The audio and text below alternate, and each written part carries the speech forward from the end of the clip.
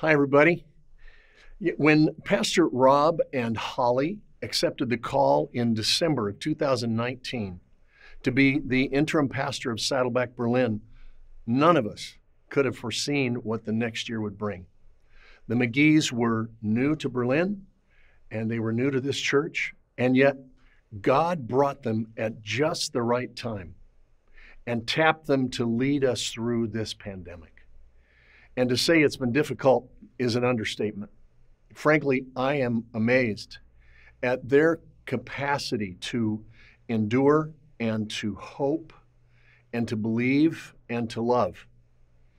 And so now that we're seeing a glimmer of light at the end of this dark season of lockdowns and disease, God has once again spoken to them and has said to them that their time here in Berlin is coming to a close. They have finished their race. They have completed the task of caring for our church.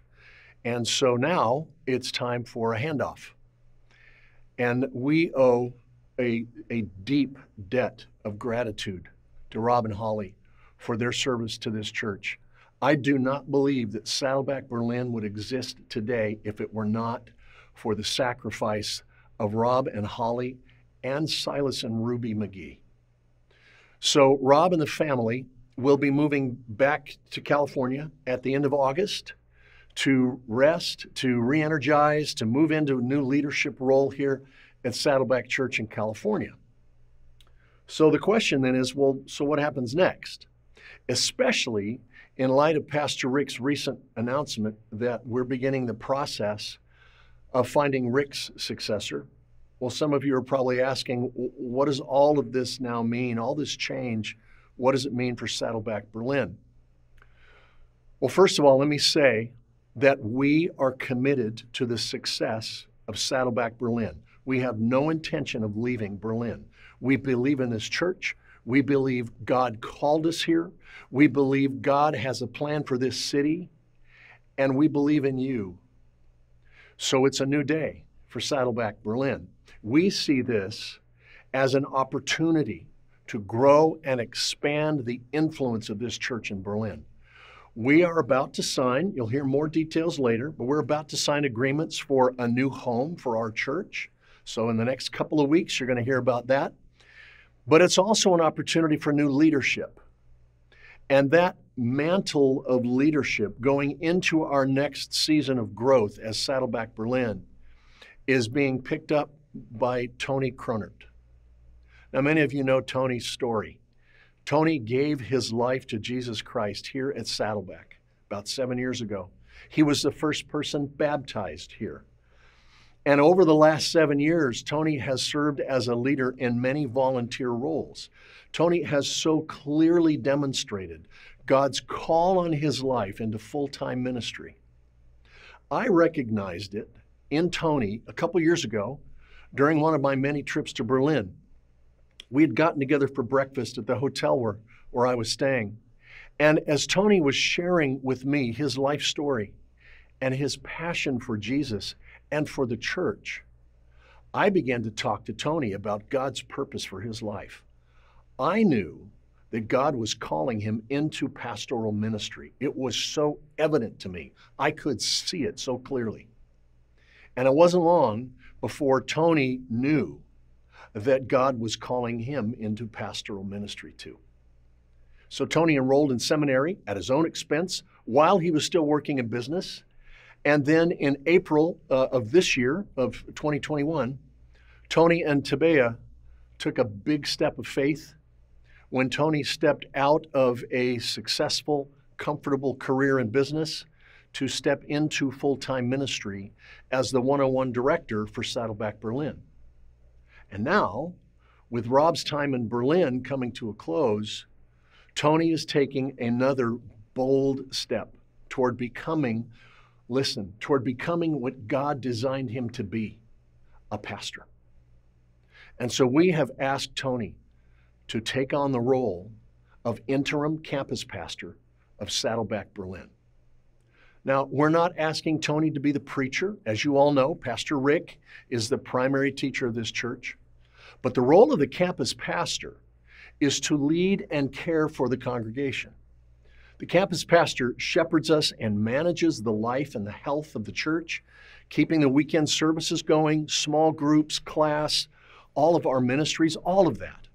And Tony has already demonstrated strong ability in his role as the 101 director, overseeing our small groups and in teaching class 101 and 301, and even as a volunteer before coming on staff, helping so many of you over the years find your place of ministry in this church. There is nothing in the Bible that says that you must have a seminary degree or special training to be called a pastor. Now, certainly, there are skills that need to be learned, and Tony is currently enrolled in seminary. He's being coached by us.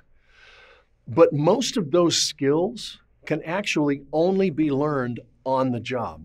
My goodness, I didn't know what I was doing when I left the business world to become a pastor. But I knew God was calling me. And other people in leadership could see it too. So I just started. There's a first day for everything. You just have to start where you are. It's like God said to Gideon way back in the book of Judges. He said, go with the strength you have. Am I not sending you? And God is clearly sending Tony into this leadership role. The call to be a pastor is more about character than it is about education. The call on Gideon's life was not about his capabilities or his experiences. It was about his character. And as we often say, God doesn't equip or doesn't call the equipped. He equips the people that he calls. And God is calling Tony into this position and will be faithful to equip him. The most important thing is that a pastor loves Jesus and loves his church. And quite frankly, and quite sadly, I have known many men in ministry who had all the seminary degrees hanging on their wall, but what they lacked was a love for Jesus and his church. For them, pastoring is just a job. It's just a formula. There's no passion for ministry, no passion for seeing lives changed, no passion for God's kingdom. The Apostle Paul said in 1 Corinthians 13 that even if I were the greatest preacher or miracle worker, if I don't have love, it's all just a bunch of meaningless noise. And Tony clearly loves this church and has given so much of his time and energy over the last 7 years for the sake of the ministry here. When we asked Tony to step into this interim pastor role, his response was both immediate and humble. I say it was immediate because he willingly accepted the invitation right away, but not because it was something that he's grasping for. He did it because of his love for this church and for this congregation. Tony wants to serve you. He sees the need, and like he always does, he's just stepping up to serve that need because Tony has a servant's heart. But Tony's response to that invitation to become the interim campus pastor was also humble because Tony said to me, and maybe it's what some of you are thinking, but Tony said that he is aware of his limitations and his inexperience. And so he asked me if we could just call him the interim director. You see, he thought it was too soon to call him pastor. And it is that humility that demonstrates the kind of character that we look for in a pastor. Of course, Tony has limitations. We all do. And of course, he is inexperienced. We all were. But you got to start somewhere. You just go in the strength you have. And when you do, God gives you more strength. If God only worked through perfect people, nothing would ever get done. Tony is not a perfect man. He's the first person to tell you that. Tony's not a perfect man, but he is the right man for this role right now. Clearly, he is the man for this job as we move into our future. As I thought about Tony this morning, He reminded me of Peter, Jesus' disciple. I'm sure you all remember the story of Jesus and Peter walking together on the water. And while the other disciples stayed in the safety of their boat, Peter stepped out of the boat to follow Jesus' invitation. And that is what Tony and Tabea have done. They could have ridden out the COVID storm in the safety of their boat, but instead they said what Peter said to Jesus. Lord, if this is really you, tell me to come. And Jesus said, come. And that decision took courage and great faith.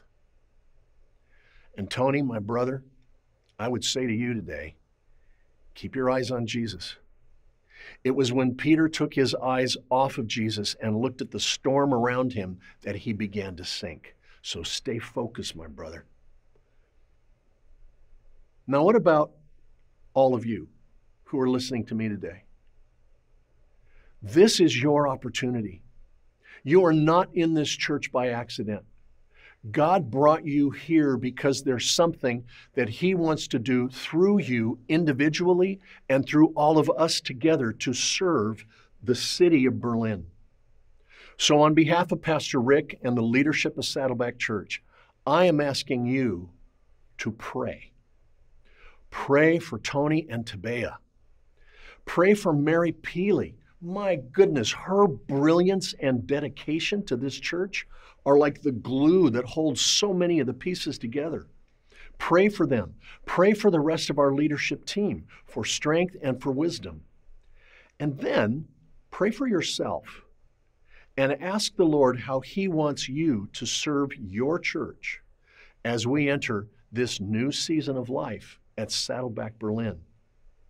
And let's get ready to move into our future together. I love you, and I pray for you every day. And I am hoping to return to Berlin sometime in August. So hopefully, I'll be seeing you soon. God bless you all.